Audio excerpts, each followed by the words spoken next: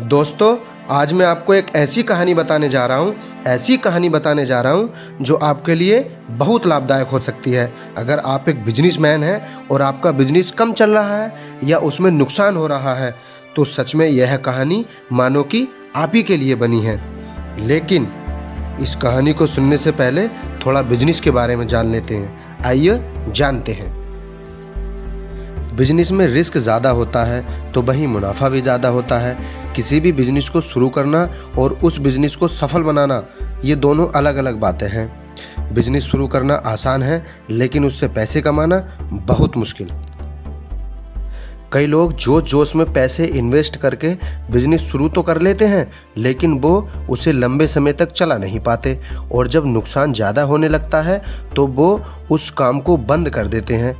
Business को चलाने के लिए और एक सफल बिजनेसमैन बनने के लिए हमें बहुत मेहनत, नॉलेज और सही मार्केटिंग की ज़रूरत होती है। आज इस बिजनेस मोटिवेशनल कहानी के जरिए हम आपको बताएंगे कि किस तरह एक सफल बिजनेसमैन बना जाता है और ऐसी क्या क्या चीज़ें हैं जो हमें हमेशा ध्यान रखनी चाहिए ताकि हमारा काम ठीक से चल सके। इस कहानी को पढ़कर आप समझेंगे कि किन चीज़ों की वजह से हमारे काम में ज़्यादा नुकसान होता है और अपने बिजनेस की शुरुआत में हमें किन किन बातों का ध्यान रखना चाहिए। आओ देखते हैं इस कहानी के जरिए एक सफल बिजनेसमैन कैसे बना जाता है। तो शुरू करते हैं। ये कहानी है गांव के एक किसान की, जिसका नाम महेश था। महेश के पास कई सारे बड़े बड़े खेत थे जिनमें खुद खेती किया करता था। उसकी फसल हमेशा अच्छी होती थी और उस फसल को बाजार में बेचकर उसे मुनाफा भी ज़्यादा होता था। धीरे धीरे महेश गांव का बहुत धनी व्यक्ति बन गया। उसने खेती करने के लिए कुछ मजदूर रख लिए और खेतों की जुताई करने के लिए एक ट्रैक्टर खरीद लिया और खुद घर में रहकर आराम करने लगा। महेश ने अपने खेतों का सारा काम दूसरों को सौंप दिया। खेतों में क्या हो रहा है, कौन सी फसल हो रही है, इन सब चीज़ों पर उसने ध्यान देना छोड़ दिया।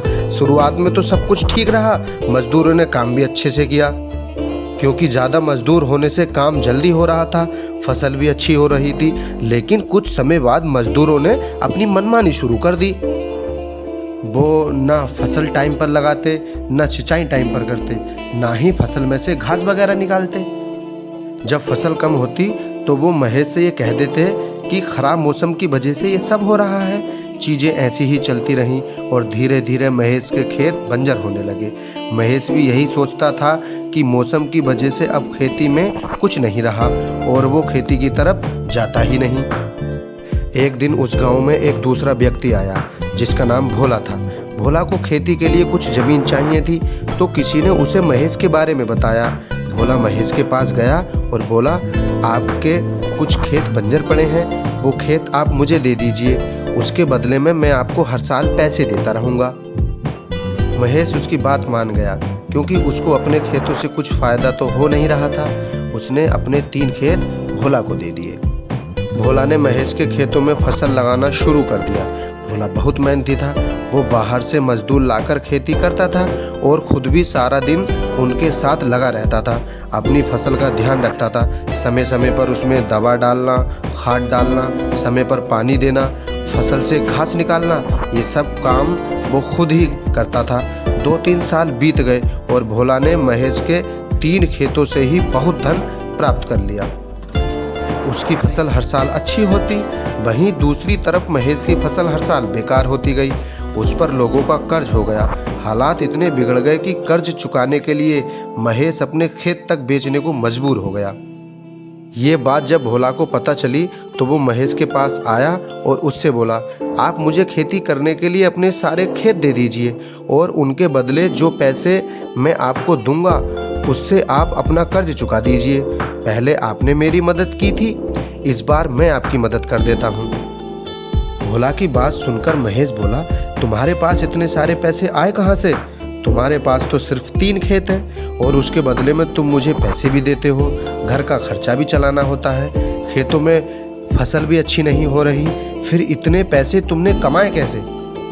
भोला बोला, ये सब पैसे मैंने आपके खेतों से ही कमाए हैं। मैं खेतों में मजदूरों के साथ खुद काम करता था, अपनी फसल की निगरानी रखता था, समय से हिसाब से फसल बदलता रहता था, खाद पानी दवा वो सब समय समय पर अपनी फसल को देता रहता था, जिसकी वजह से मेरी फसल हमेशा अच्छी हुई और मुझे हर बार फ़ायदा हुआ। वहीं आपने अपने खेतों में जाना छोड़ दिया, फसल कैसी हो रही है कभी ध्यान नहीं दिया, ना कभी देखा कि मजदूर कैसे काम कर रहे हैं, और उन्होंने अपनी मनमानी चलाकर आपकी फसल और खेत दोनों बर्बाद कर दिए। भोला की बातें सुनकर महेश समझ गया कि उससे क्या गलती हुई है। उसने अपने सारे खेत भोला को दे दिए और उसी के साथ मिलकर खेती करने लगा। कुछ ही सालों में महेश की जिंदगी फिर से सुधर गई और वो फिर से गांव का एक धनी व्यक्ति बन गया। भोला की बातें सुनकर महेश समझ गया कि उससे क्या गलती हुई है। उसने अपने सारे खेत भोला को दे दिए और उसी के साथ मिलकर खेती करने लगा। कुछ ही सालों में महेश की जिंदगी फिर से सुधर गई और वो फिर से गांव का एक धनी व्यक्ति बन गया। दोस्तों, यह कहानी हमें सिखाती है कि हमें अपने काम की जिम्मेदारी हमेशा खुद लेनी चाहिए। जब हम अपना काम दूसरों के भरोसे छोड़ देते हैं और उस पर ध्यान नहीं देते तो हमारा नुकसान ही होता है। कई बार हम लोग दूसरों के भरोसे अपना कोई बिजनेस शुरू कर देते हैं और सोचते हैं कि सब कुछ बढ़िया होगा। हम पार्टनरशिप में अपने दोस्त, अपने रिश्तेदार या फिर किसी अनजान व्यक्ति को ले लेते हैं और फिर उनके भरोसे पर सब कुछ छोड़ देते हैं। कई बार वही लोग धोखा दे जाते हैं और हमारा बिजनेस डूब जाता है।